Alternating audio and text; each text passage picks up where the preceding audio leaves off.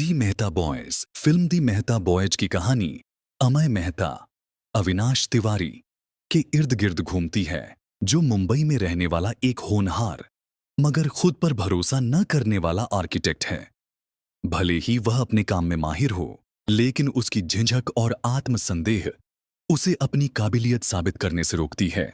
उसका बॉस और सहकर्मी उसके डिजाइन्स का क्रेडिट ले लेते हैं, लेकिन वह चुप रहता है।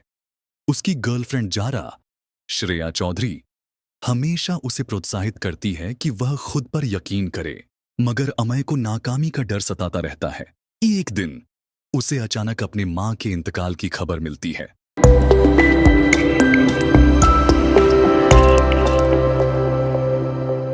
वह फौरन अपने बचपन के घर लौटता है, जहां उसके वालिद शिव मेहता, बोमन ईरानी पहले से मौजूद होते हैं। शिव सख्त मिजाज के आदमी हैं, जो पहले टाइपराइटिंग के उस्ताद थे और अब क्रिकेट कोच के तौर पर काम करते हैं। अमय और शिव के दरमियान पहले से ही एक खामोश दरार है, एक ऐसा रिश्ता जिसमें प्यार तो है, मगर उसे जताने का तरीका दोनों को नहीं आता। जनाजे के बाद अमय को पता चलता है कि शिव अपनी बेटी अनु के साथ अमेरिका जाने का इरादा रखते हैं।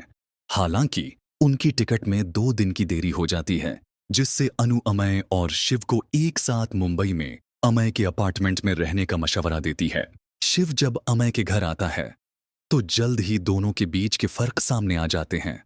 शिव की जिंदगी सख्ती और अनुशासन से भरी हुई है, जबकि अमय का लाइफस्टाइल मॉडर्न और लापरवाह किस्म का है। शुरुआत छोटे मोटे झगड़ों से होती है।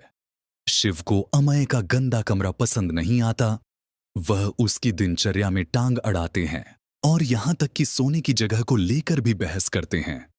शिव के पुराने ख्यालात और अमय की नई सोच में बार बार टकराव होता है। फिर अमय अपने वालिद को एक रात ड्रिंक पर ले जाता है। पहले तो माहौल हल्का फुल्का होता है और दोनों थोड़ी बहुत बातें भी करते हैं, मगर जल्द ही शिव अमय के पेशे पर तंज कसते हैं।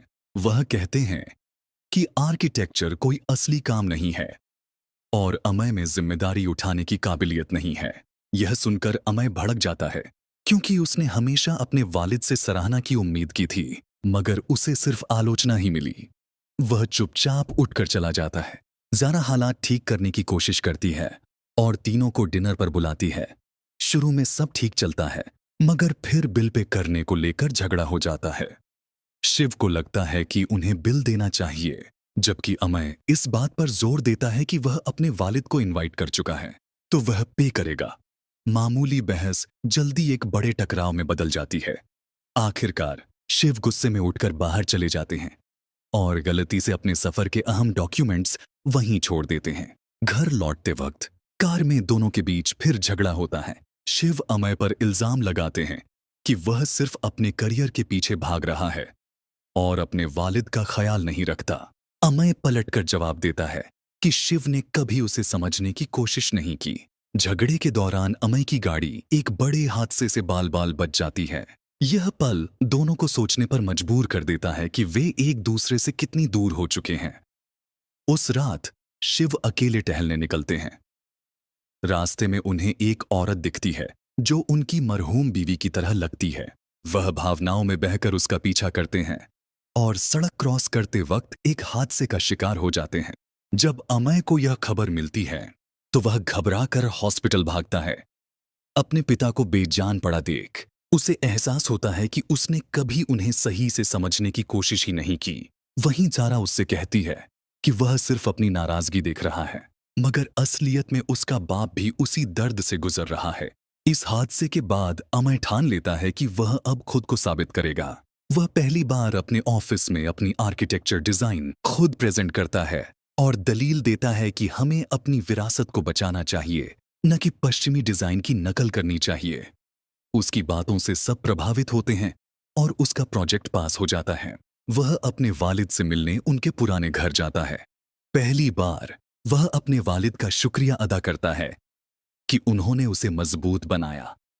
शिव भी पहली बार उसे खुले दिल से दाद देते हैं और कहते हैं कि उन्हें अपने बेटे पर फख्र है। फिल्म के आखिरी सीन में एयरपोर्ट पर दोनों खामोशी से मगर सुकून के साथ अलविदा कहते हैं।